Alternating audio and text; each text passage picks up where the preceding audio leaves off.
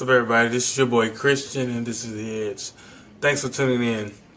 Today we're going to talk about, well, since I'm snowed in, and I have been for a while, I have nothing else better to do than sit on the internet all day.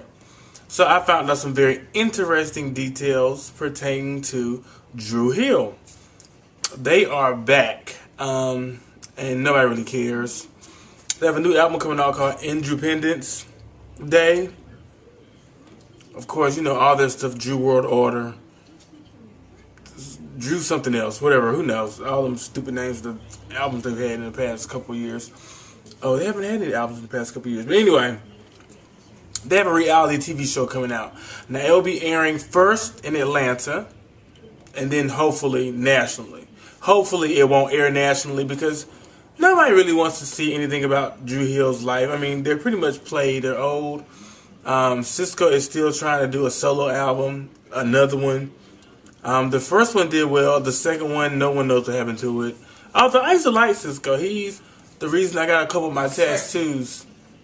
And stuff. But if you haven't seen him lately, he now has like a 4-inch mohawk that is spiked. He got blonde tips, silver hair, and he's gained a lot of weight. It's not the Cisco that we remember back in the day. Now they have a new member as well, named Teo. He reminds me of a younger version of Prince from the 80s, but with a little modern twist nowadays. Kind of like Tone.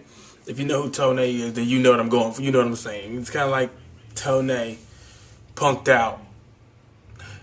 Mind you, they don't really mesh well together, so I wish them all the best of luck. They're signed with Keith Sweat's record label, so hopefully they're doing something beneficial. If not, oh well, who cares?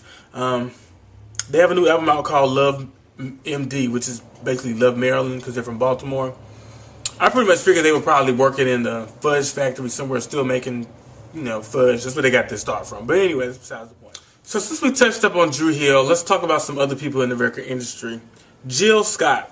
She has left Hidden Beach Records, and she's moving on to bigger and better things. Unfortunately, Hidden Beach doesn't want to let go. They are suing her because she still owes them 3 albums on that 10-year contract that she did. Now, I love Jill Scott. And she has a movie coming out on Lifetime. I think it's called Sins of a Mother. I think she's a great actress. And she just had a baby. And everything. I think Jill Scott's moving on with her life. She wants to explore. Unfortunately, she didn't fulfill her contract. So, honey, if you get sued and you lose all your money, then oh well, so be it. It's up to you, honey. I'm pretty sure she's not really wanting for any money right now. Hell, she's signed with Lifetime. I'm pretty sure they're paying her pretty nicely to do that movie. I mean, she's doing a lot of promotion for it as well. Now, on to other things. Ray J and Brandy have a new TV show coming out on VH1. It's called In the Family Business. Ray J and Brandy. Something to that effect. They haven't really given that much on it, and the internet is still buzzing about it. It's not going to come out until late March, but we all know what this is about. Brandy's mother, Ray J's mother, she's retiring from the business. She's tired of managing their poor careers. She wants to do something else with her life. She wants to enjoy it. While she's reaped the benefits off their money, she's like, well, hell, why not? Why can't I live? Let me enjoy my granddaughter that Brandy lied about and really had a baby with Rodney Jerkins while he was married to another woman. But that's neither here nor there. And we all know that was a big mess, a huge mess. But Brandy and Rodney put their differences aside and worked on a new album that I thought was wonderful, but it went nowhere. But anyway. So we all know what this is about. Brandy and Ray J are going to try to find new talent and manage their own careers on their own. Is that going to work out? Of course not. Ray J's career is up the boat, or up the creek, whatever the little saying is. It's going. I mean, he's holding on to VH1 to make him famous. And unfortunately, if you watch the reunion show, we all know how that goes down. It's just a bunch of girls fighting over that man that don't want none of them anyway. And Brandy, she's pretty much a single mother, washed up singer career with nothing going on for herself, but she's making YouTube videos and Twit videos, singing songs in the bathroom. Now, I swear I love her. I bought the last album right out of the store. Not a bootleg, because y'all know I'm famous for bootlegging something. But I bought the real deal, and I liked it. And I haven't played it for about a good 6 months, because it gets kind of annoying after a while. But it was a good album. It really was. So I haven't gotten the Sade album since we started my new album. Sade had an album come out. Jaheim had an album come out.